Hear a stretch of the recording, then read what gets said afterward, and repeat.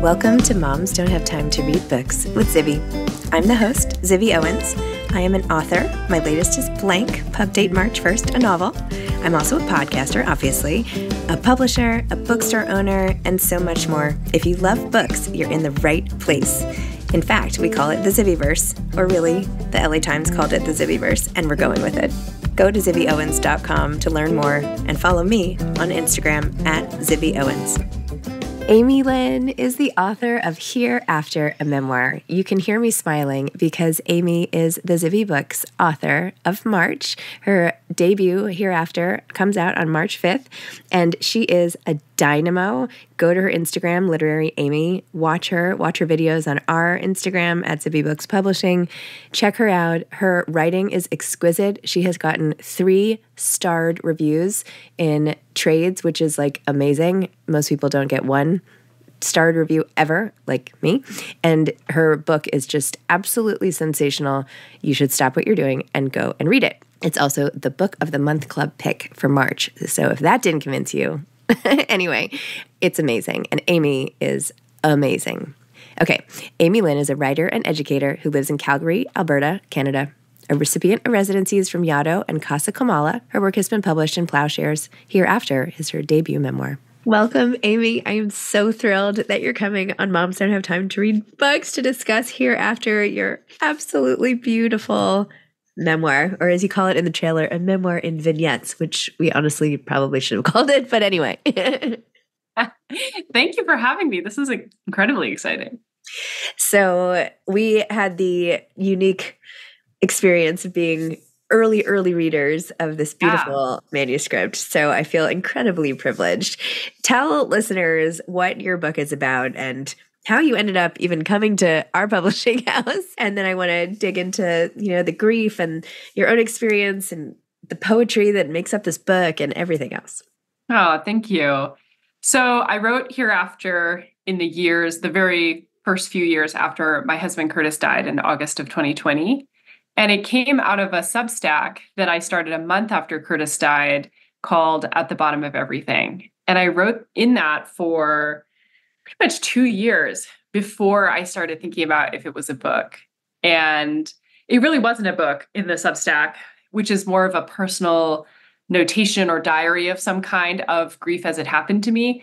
But I knew when I came to the book that it needed to be the essential parts of grief. And so I started making these very small text boxes in Word to help me narrow down what had been the really essential parts of my grief experience in that moment. And as I was doing that, it allowed me to process, okay, what is the narrative that I'm going to offer?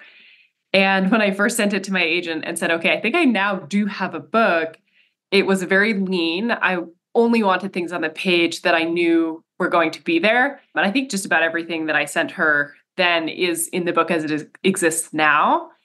But, she was my agent, who's Catherine Fossett, is just amazing. She was like, before she'd read it, she said, this is not that long. She literally on the page, it's not that long.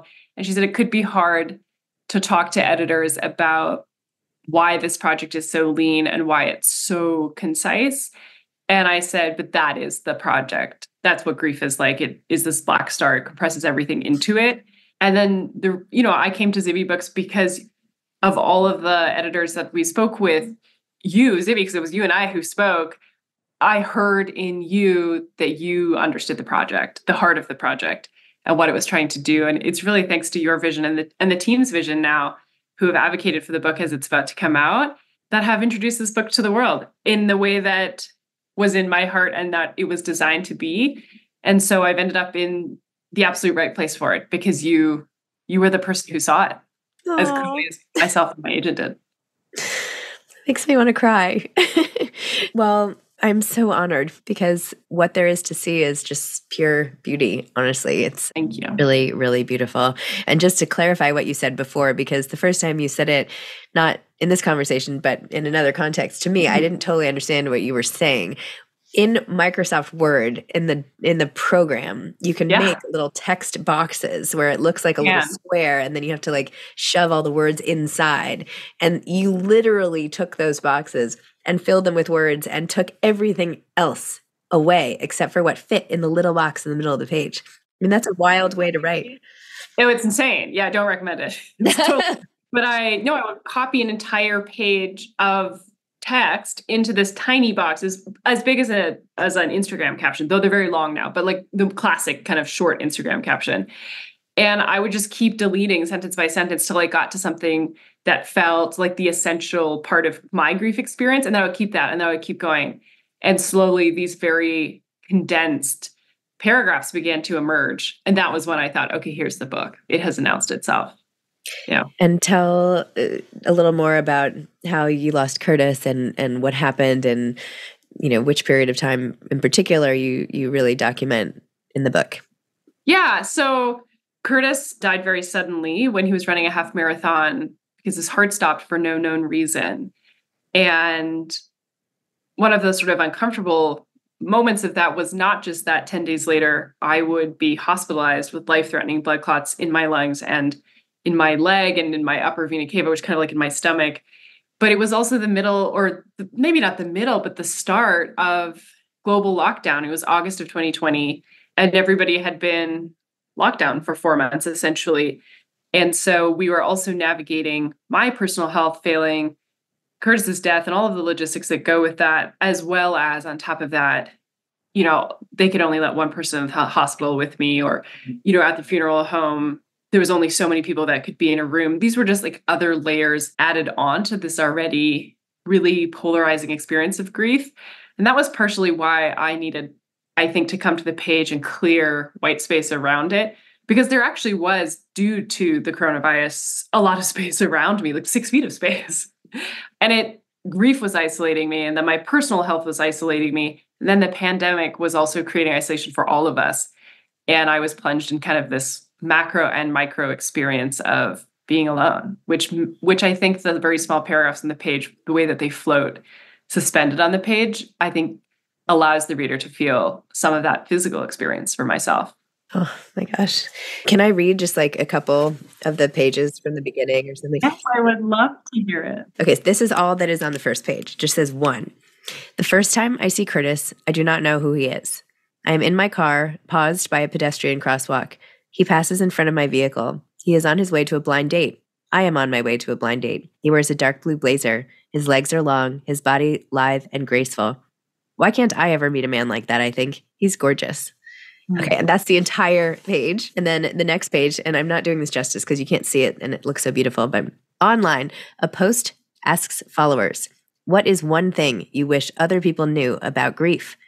I read the first 12 of over several hundred responses. It doesn't end. It won't stop.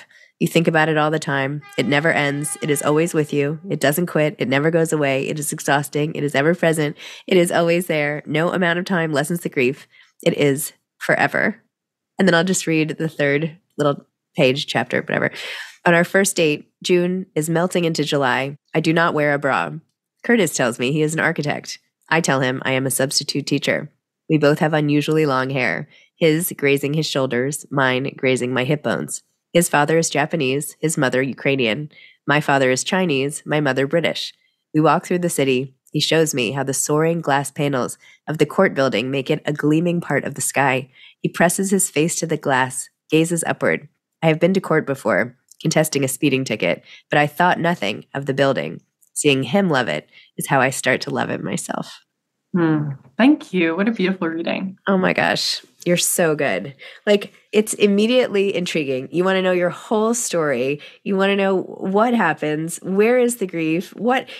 Just who are these people? How do they get together? I mean, you can't not want to keep reading and discovering and learning, and already you feel like you're setting the rhythm, right? We're like feeling it. Yeah.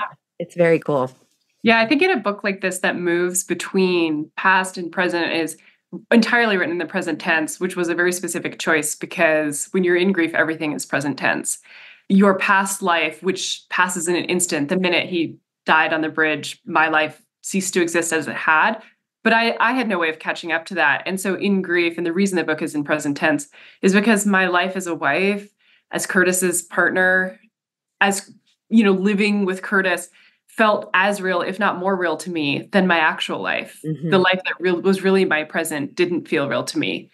And so, that's why it's in present tense. I've lost track of why I brought us here, what you were saying. That's okay. No, that's great. But no, the immediacy of it. And it's so short because it's switching back and forth. And you were saying, oh, you immediately understand the rhythm. And I think that's such a generous and beautiful thing to say, because I think this is a book that does have to teach you how to read it. You have to be taught a little bit. This is how the rhythm is. This is quickly who these people are. And grief is kind of like that. You're immediately in it and you have to catch up to grief's rhythms. And again, I wanted that present for readers because it was so much a part of my own experience. Well, interestingly, so much of the book that I would not have known had I not been the publisher, but I'll just share it because I do, because I am. You have a very clear vision of how things should look, should be presented, the cover, the fonts, like everything. And it's so funny because people would say, like, we were talking about a social media post, well, Amy really feels like it should look like this. And I was like, great, go with that then. Do you know what I mean? Like, well, Amy would really like this, like this. Great. Okay. Because you have like such an instinct. Not that the rest of us don't, but you have like your vision is so specific and it always ends up working like so well. So I don't know where it comes from. I mean, you're an English teacher. You're not a graphic artist. Like, oh, not at all. You could be, but your brain just works in such a visual way, in an artistic way that, even this book becomes an art project. Oh, thank you. I mean, I think the credit truthfully is to Zibby Books for allowing me a seat at the table in a way that traditional publishing would never allow me to speak into different aspects of the book. And one of the joys of my life, I think there's this myth that writing and publishing is this very solo journey. That really hasn't been my experience. It's not my experience of grief either, that both practices, writing and grief, are best served when you're connected with community. And that has been my experience at Zibby Books, and my experience with being allowed to share my vision for how the book would look or how it will move through the world visually or creatively has been that my writing and my publishing experience has only been enriched by working with other people who are just as willing to hear me as I am to hear them. And that's something I think that's really special about Zibby Books. And again, just reiterated to me that this book is in the right place. And I feel continually lucky that I'm allowed to even say, I think this typeface would be amazing. And you really heard me. Totally right. So, maybe we should keep you on as some sort of artistic consultant. You can evaluate. I would love to. As you know, like Grossa designs a lot of our covers, so you never know what Exactly. Yeah, exactly. Pull you up. No, I'm kidding. Okay, so back to the events in the book. When you lose Curtis, you mentioned already your own crazily timed health issue, getting stents and dealing with clots and having to go through all that, and your mother, and then, oh, by the way, and then your mom, like there's one point where you were talking about how you're so good in a crisis because your mom fell or something, she was bleeding everywhere, and you're like, okay, I'm good in a crisis. This is good to know, like tuck that in my back pocket. Yeah. And then you just present us with like crisis after crisis, and talk a little bit about that and that sort of fight or flight, stepping up to the plate, but then having it all kind of fall apart later. Yeah, that's exactly what grief taught me is when my mom was struck by a cyclist while we were running and sustained very, very serious injuries. I was extremely calm and processed it almost too well in the moment because nobody then wondered if I was doing all right. And then I had to like kind of work through that later. But then when my own health failed and when Curtis died, my instinct was to do the same thing, was to process it by myself, out of sight, without really asking anyone for help. And my therapist, who plays a very large role in the book, but an equally larger, if not even bigger role in my own life, just said, that's not going to serve you here. And he said, you're not going to make this one alone. You have to connect to community. You have to find a way to ask for help. And I think there's a lot of language around grieving that asks grievers only to perform resilience or strength. People get asked, you doing well? Or, was the sunshine in LA beautiful? Which was something I was asked a year after Curtis died when I went to LA to cry by the ocean because I couldn't cope with my own emotions. But people kept wanting me to perform this resilience and this kind of strength, which is why I was good in a crisis, because that's all I'd ever been asked for, was to show strength. But when Curtis died with the writing And with my therapist's encouragement, I began to show people that I was in so many ways helpless. And after my clot clearing surgeries, I literally couldn't walk without support. Like I had to have a walker. I had to rent one from one of those sort of medical supply centers because I couldn't walk unassisted. And that opened up for me, just as this book has, and as I hope the book will for other people, a place where people helped me. And I realized, oh my gosh, there's something really vulnerable and tender about allowing people to help you. And something that really moved me deeply and cracked me open in a lot of ways. And that is a direct legacy of Curtis, who helped me day to day. And I sincerely hope the book is a place where people are able to meet with their own pain and actually show people what it is, because people will help them. And that has been my experience. And I think it's really humbling and really hard to ask for help. And this book, in a lot of ways, is a way, hopefully, for other people to ask for help and to receive just a fraction, maybe even, of the help that I received after Curtis died and that Curtis gave me daily. There's also something about getting help. If you deny people the ability to help you in some way, you're actually taking away part of their joy as well. Yeah. Like, people really like to feel needed. And when they help you, they feel like they are doing something. And otherwise, they feel like they can't do anything and they feel helpless as well. So it's almost like our natural instinct is like, I'm fine. I mean, I agree. Like, I'm always like, no, I'm fine. I can do this. Like, oh, I'll just do this. I'll just do this. But as soon as someone does something, they feel so good about it, right? So it doesn't actually help the other person if you say, don't help me. It doesn't. In so many ways, it doesn't. And that was my experience. My friend Katie, who's in the book, who walked with me every week for a year, despite having 2 small children and being a full-time educator, she said to me on one of our walks after Curtis died, this is the first time in our 15-year friendship where I've ever felt really close to you. She's one of my best friends. I said, how can you not feel that way? And she's like, well, you never needed my help before. And she felt it, a bond that already existed, but she really felt it because she's such a natural caregiver. And I needed her to take care of me. And it was really beautiful. And I think we got even closer because of that. And I'm so aware of how lucky that is, because there are lots of people who, even in my own life, have been unable to help me because of pain in their own lives. And you do have people who say, oh, I can't show up for you in that way. And that's really scary. But again, the more connected you are, the more you find people who surprise you and who show up in ways that you didn't expect. One of my friends called me every single day for a year. And sometimes I would answer and sometimes I didn't, but I would never have expected that. And it was just something she did. It was beautiful. Gosh, that also makes me want to cry. There are a lot of books about grief and loss out there. Why should someone read your book? I would read my own book if you want to read something that's in pain and not about pain. I read tried to read a lot of books after Curtis died, looking for some kind of mirror for the pain that I was in. And I couldn't find it. I could find a lot of books about grief or about how to process grief or about the biological impact of grief on the brain. And all of those are beautiful resources. But I didn't want any of that. I wanted somebody to tell me that they had also been in this much pain. And that was all. I didn't want anything else. I just wanted someone to say, yes, I also had to hold this much pain. And yes, this also felt like it was going to destroy me. And I could find very little like that. And I also could find very little like that I could actually read. Hereafter is in these very short, fragmented paragraphs for the aforementioned reasons, but also because grieving people's ability to focus is basically zero, or at least mine was. And I needed something that I could come in and out of and carry with me. That I couldn't find. Even something as beautiful as Joan Didion's work on grief, I would just stare at a page and be completely lost in her beautiful prose. I couldn't process it. And so that was why I wrote the book the way that I did.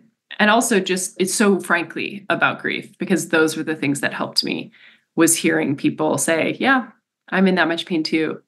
And there was something really, I think there is something really healing for grievers who are so often, as I've said before, asked to hide how much pain they're in, to just hear somebody say, yeah, part of being a human being is having to hold this much pain. And I understand that you're doing that. And that was what I brought to Hereafter. That was the guiding principle of it. Gosh.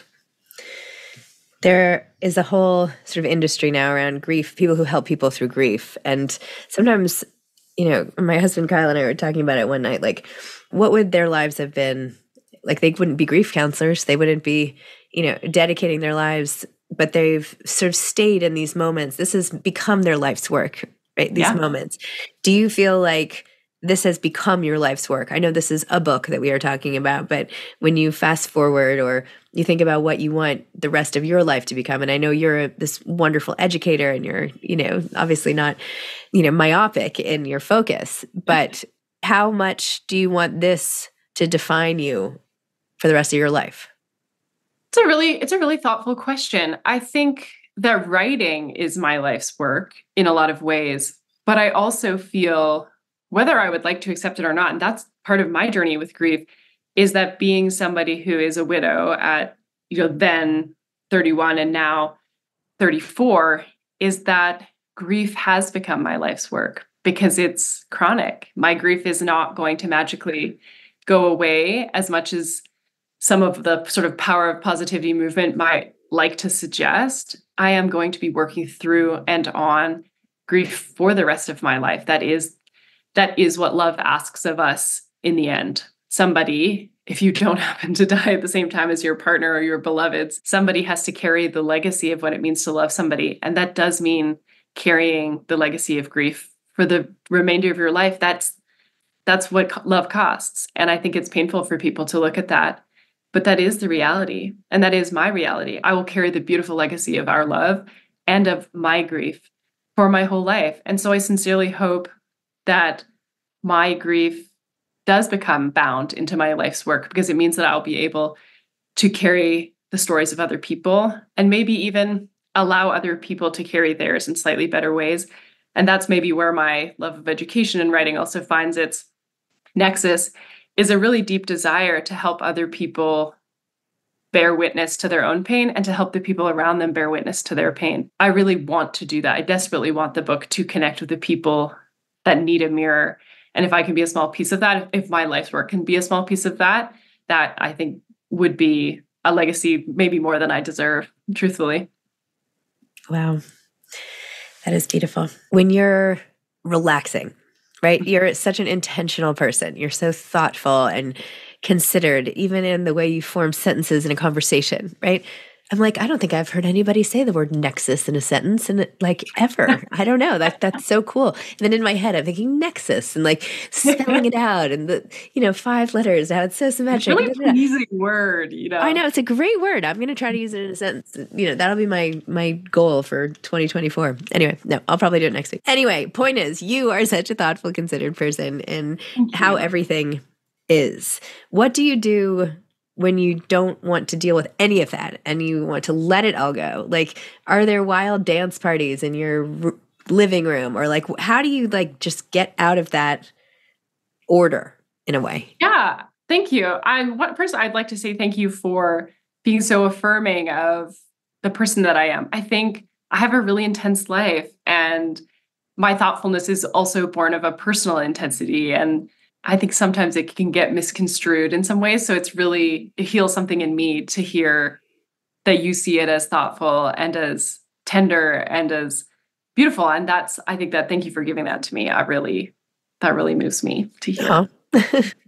Yeah. How do I regulate when I've taken on too much, which is me every day? Truthfully, I will usually do one of two things. I'll either paint my nails, which is something I've done my whole life, and immediately makes me feel just a little bit more relaxed. You can't do anything also if you're painting your nails other than just doing that, because your hands are literally engaged. Or the best thing for me is I will go walk beside the water. That's one of the best things. If I can run, if I have the energy, running is also really helpful. But that makes me sound far more committed to my mental health than I am. Truthfully, usually I'm staggering alongside the river, trying to take a deep breath. But that genuinely is going and seeing a body of water and allowing myself to remember that, the surface of things hides all kinds of life and death, and that things continue. The river continues, the water still runs, and I find something really grounding about that. And I genuinely do try to do that because otherwise I do work a lot and I like to work. And I find that grounding in its own way as well. And what other writing things are you doing now?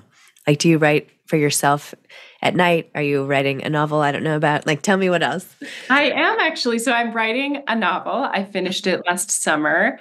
I have two. I have one novel that I'm so behind on owing my agent edits to, but then I did this novel. So I'm halfway through the second pass of tightening the bolts before my agent sees it.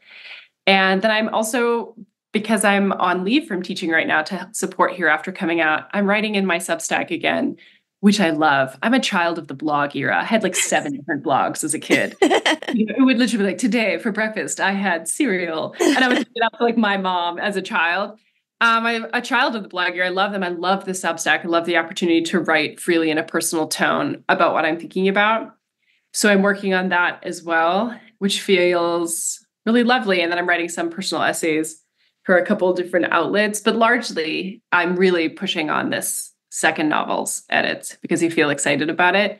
And I have the time to write right now, which is so precious to me. Wow. Well, that is exciting. How do people find your Substack? So it's at the bottom of everything at substack.com. Yeah, thank you. That's really generous of you to ask. Oh, no problem. Anything that people might be surprised to learn about you? I think people are always surprised that I'm taller than they think I am. That's true. I was very surprised by that. I'm 5'10". I'm quite tall.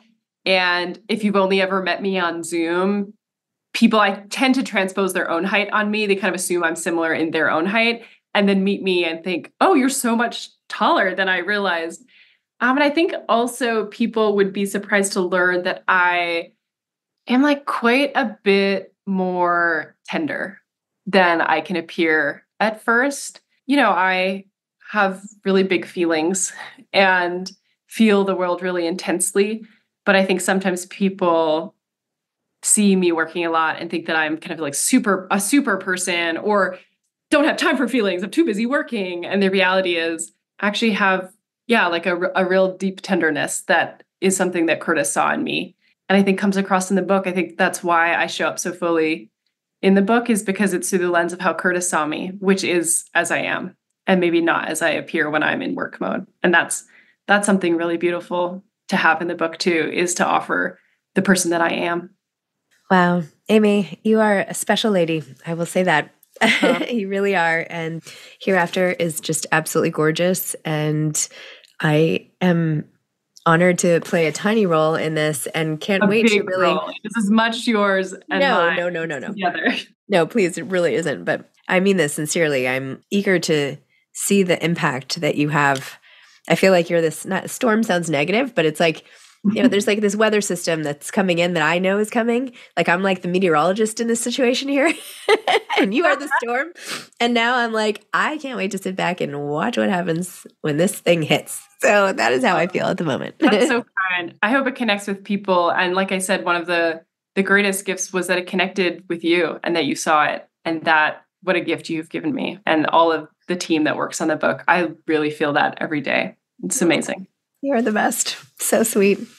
Amy, congratulations. It's just getting started. Thank you so much. And thank you for having me. I absolutely treasure this opportunity to talk with you. Me too. This made my day. Thanks. You're the best. Okay.